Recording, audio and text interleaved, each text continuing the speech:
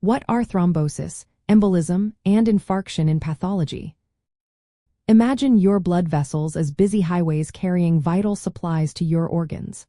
Sometimes, traffic jams happen in these highways, causing serious problems.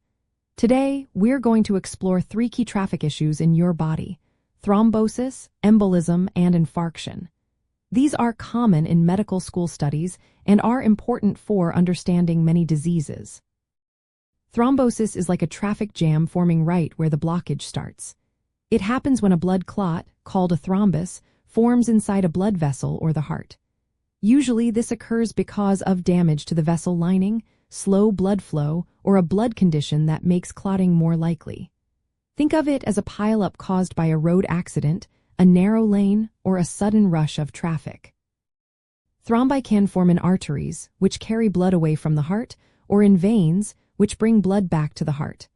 Arterial thrombi are often made of platelets and are called white thrombi. Venous thrombi are rich in red blood cells and fibrin, called red thrombi.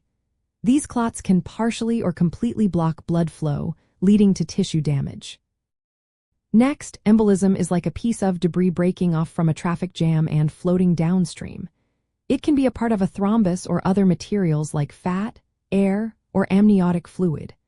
These fragments travel through the bloodstream until they get stuck in a small vessel. For example, a deep vein thrombosis in the leg can send a clot to the lungs, causing a pulmonary embolism. This can block blood flow in the lungs, leading to breathing problems and even sudden death if the blockage is large. Emboli can also travel to the brain, causing strokes, or to other organs, causing serious damage. Finally, infarction is what happens when tissue dies because it doesn't get enough blood. It's like a city losing its power supply after a major road is blocked. When blood flow stops for a long enough time, cells in the tissue start to die. The type of infarct depends on the tissue and how it gets blood. For example, the heart and brain usually turn pale or white when they die from arterial blockages. The lungs and intestines, which have dual blood supplies, often turn red or hemorrhagic because blood leaks into the tissue. Infarcts can cause permanent damage, and the body tries to heal by inflammation and scar formation. In medical school, understanding these processes helps you recognize how blood clots form, how they travel, and how tissues get damaged. Knowing the differences between thrombosis, embolism, and infarction helps in diagnosing conditions like strokes, heart attacks, and pulmonary embolisms.